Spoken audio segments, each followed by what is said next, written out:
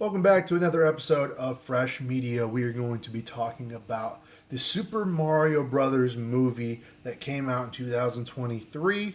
I saw it in theaters with my little brother, and I absolutely loved this movie. Much like Puss in Boots: The Last Wish, this is another DreamWorks movie that I just felt like I wasn't sure if I was gonna like it because it's a kids movie, and it's just like I ain't got kids, so I don't know if I'm gonna go see it. But my brother really wanted to see it, so I went to go see it with my brother, and I wasn't the only adult there. I wasn't, my brother and I weren't the only adults there. There's a lot of adults who brought their kids, a lot of adults who just like the Super Mario Brothers movies and like the franchise, like Nintendo. So it was very fun, very pleasurable experience. The movie itself is very simple. It's very basic. It's not a complicated plot. Of course, it's a kids movie, so what can you expect? But nonetheless, I was worried that Chris Pratt was not going to do a very good job as Mario when he was cast. He ends up doing a really good job as Mario. I really liked Chris Pratt as Mario, and Charlie Day delivers a really great Luigi. Jack Black, awesome Bowser. I didn't even realize that it was Jack Black, and watching the movie, I was just sucked in how it was Bowser. Anya Taylor Joy is great as Peach. The story is, like I said, it's very simple. It's basically Mario and Luigi are plumbers in the real world. They're trying to make it as plumbers. Mario gets sucked into a portal went through one of the pipes and goes into this fantasy world, the Mario world, essentially. The Mushroom Kingdom, the Jungle Kingdom, Bowser's Kingdom, the Dark Lands is what they call them in the movie. And Luigi gets sucked into this portal, and he gets trapped in the Dark Lands and becomes a captive of Bowser and his army of Koopa Troopas. And so Mario, being the good brother that he is trying to go find Luigi.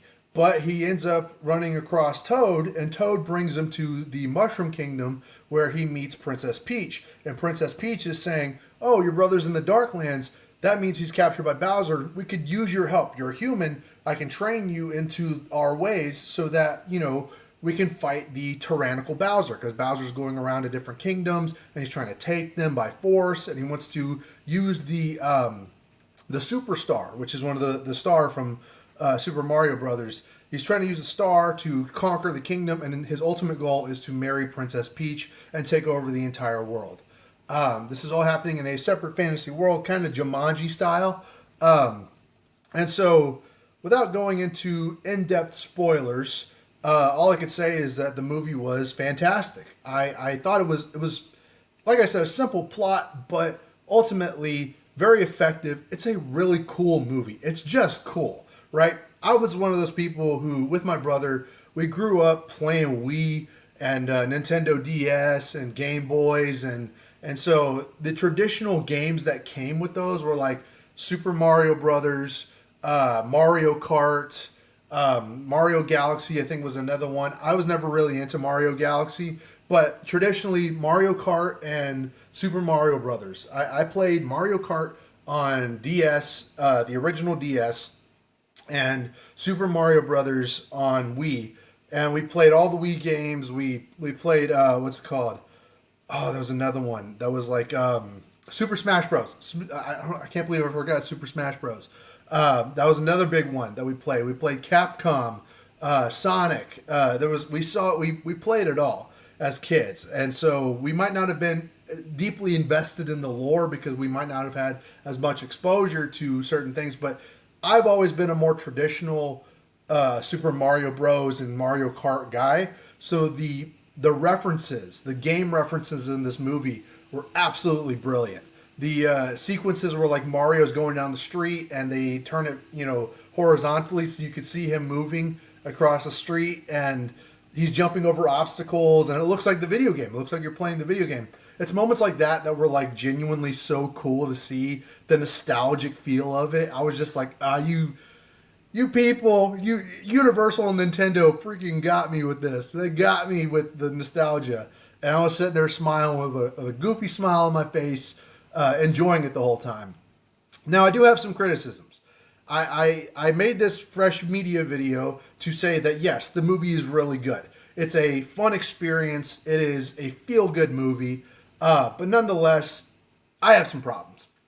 One of those problems is Luigi becoming the damsel in distress, while Princess Peach essentially doesn't get rescued at all. Traditionally, we've seen throughout years that Princess Peach has always been the damsel in distress, and while she has her own agency as a character, whether it's in Super Mario Brothers or Mario Kart, more so in Mario Kart, just because you can play as her. It,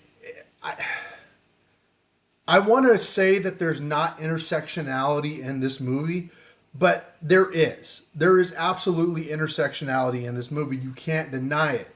The thing is that it doesn't come at the cost of the characters. It doesn't make Peach unlikable, and it doesn't make Mario look smaller or lesser or weaker than he really is, because the direction that they were going with was that Mario was a fish out of water and that he needed to learn more about the world. And so the intersectionality that I noticed from, Princess Peach being kind of a girl boss, or being, having more agency than usually she would have in the video games, didn't come at the cost of the agency of Mario. Mario still saves the day. Him and Luigi team up and fight Bowser with the superstar at the end of the movie. So there is agency and redemption for Mario and Luigi, but it just doesn't feel like it could have been, or it doesn't feel like what it could have been, right? It doesn't feel like it could have been, something more. It could have been more Mario driven. He didn't have to be a fish out of water. It could have just been Mario trying to save Peach, trying to save Luigi, and having a little bit more agency as a character. It felt like the idea of him being a fish out of water in this new world, the Mushroom Kingdom, took away his agency a little bit and took away what makes him an interesting character. Which, to be fair, I get what they were going for, but that's the hard part of adapting video games into movies is, when you're playing in the video game, you are playing as an everyman. So it's hard to adapt something that people have an attachment to personally through playing the character. And so, while those are my few criticisms, I also don't like Seth Rogen as Donkey Kong, but I hardly like Seth Rogen in anything. So seeing him as Donkey Kong was kind of, it threw the movie down a little bit for me for the sequences. But nonetheless, him and, Chris Pratt have a fun back and forth as Donkey Kong and Mario. The deep cut video game references are brilliant.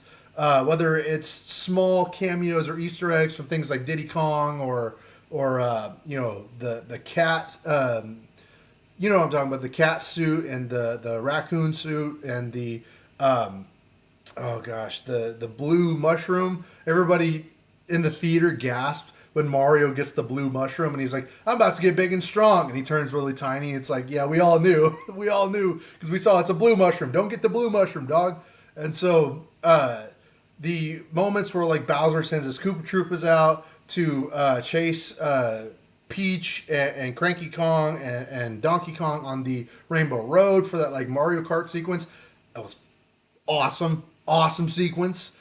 So the movie is, it's a really fun. It's funny. It's like Puss in Boots and like these more recent DreamWorks movies. It's actually genuinely funny and charming. So that kind of ups it up, levels it up a little bit in my mind.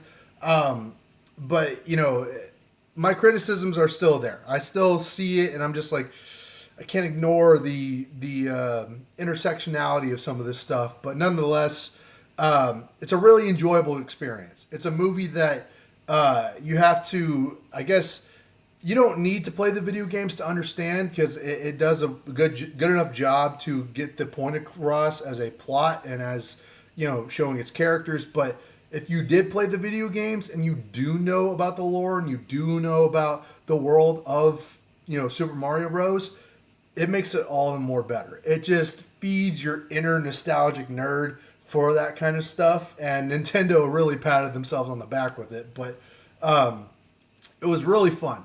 It's a really fun movie, and it's likable. It's got a lot of heart. It's charming. And oh yeah, Jack Black as Bowser is the best part, I think.